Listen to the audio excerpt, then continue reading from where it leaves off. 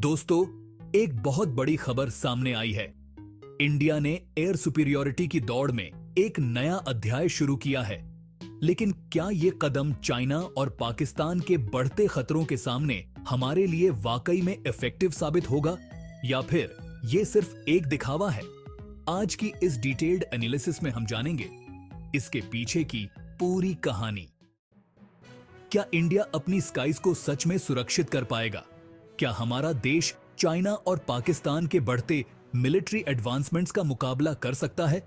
आज हम इस सवाल का जवाब ढूंढेंगे, और वो भी स्टैटिस्टिकल डेटा और फैक्ट्स के साथ। नेट्रा से लेकर एडवांस्ड AMCA जेट्स तक इंडिया ने अपने एयर डिफेंस को मजबूत करने के लिए क्या क्या किया है और आगे क्या करने वाला है।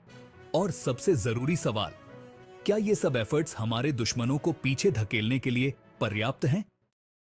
नेट्रा, जिसे AEWNC या airborne early warning and control system के नाम से जाना जाता है, इंडियन एयरफोर्स का एक ऐसा वेपन है जो हमें एक स्ट्रेटेजिक एडवांटेज देता है। नेट्रा का रेडर सिस्टम 400 किलोमीटर तक के इलाके में एनिमी एयरक्राफ्ट्स और मिसाइल्स को डिटेक्ट कर सकता है। इसका मतलब है कि अगर चाइना या पाकिस्तान का कोई फाइटर जेट हमारी तरफ बढ़ता है तो नेट्रा उसे पहले ही देख लेगा और हमारे डिफेंस सिस्टम्स को अलर्ट कर देगा। नेट्रा का ऐसा रेडर सिस्टम हर सेकंड में 300 से अधिक टारगेट्स को ट्रैक कर सकता है, जिससे यह दुनिया के सबसे एडवांस्ड रेडार सिस्टम्स में से एक बन जाता है। नेट्रा का रेडर इतना पावरफुल है कि अगर आप देर रात मैगी बना रहे हो तो उसे भी पकड़ सकता है। लेकिन हमारे पड़ोसी कंट्रीज चाइना और पाकिस्तान भी पीछे नहीं हैं।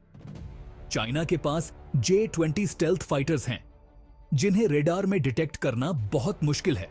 वहीं पाकिस्तान ने हाल ही में block 3 JF-17 thunder fighters induct किए हैं, जो उनके एयरफोर्स की ताकत को और बढ़ा रहे हैं।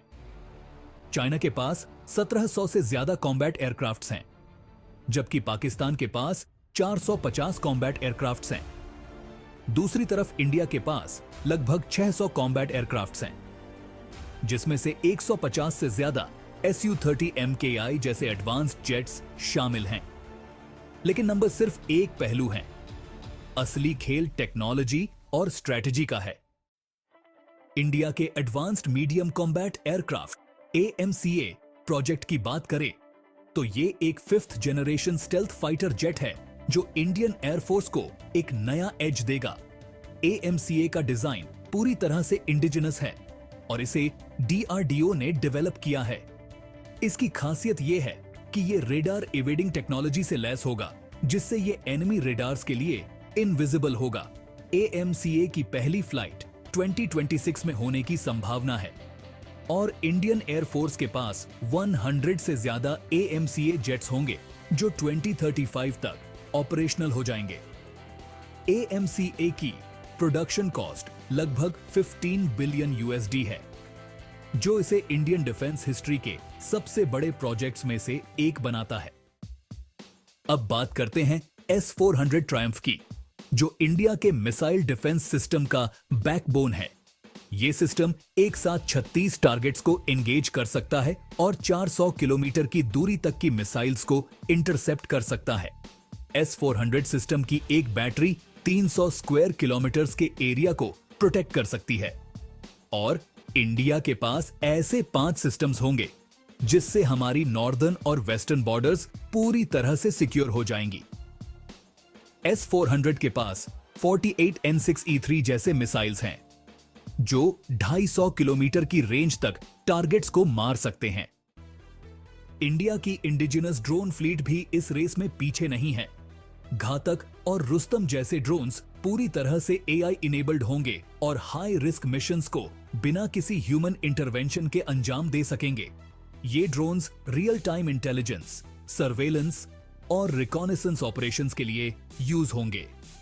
इंडिया का डिफेंस बजट 2024-25 के लिए 72 बिलियन USD तक पहुंच गया है, जिसमें से ड्रोन्स और UAVs के लिए सिग्निफिकेंट एलोकेशन की गई है। इससे हमारे सर्वेलेंस और स्ट्राइक कैपेबिलिटीज में एक बड़ा बदलाव आएगा। अब सवाल ये उठता है कि इन डेवलपमेंट्स का रियल इंपैक्ट क्या होगा। इंडिया की स्ट्रेटेजिक सुपीरियॉरिटी बढ़ेगी, जिससे हम रीजनल पावर डायनामिक्स में एक स्ट्रॉन्ग प्लेयर बनेंगे। चाइना और पाकिस्तान के लिए ये सिस्टम्स एक स्ट्रॉन्ग डिटरेंस का काम करेंगे। उनके लिए हमसे पंगा लेना महंगा पड़ सकता है।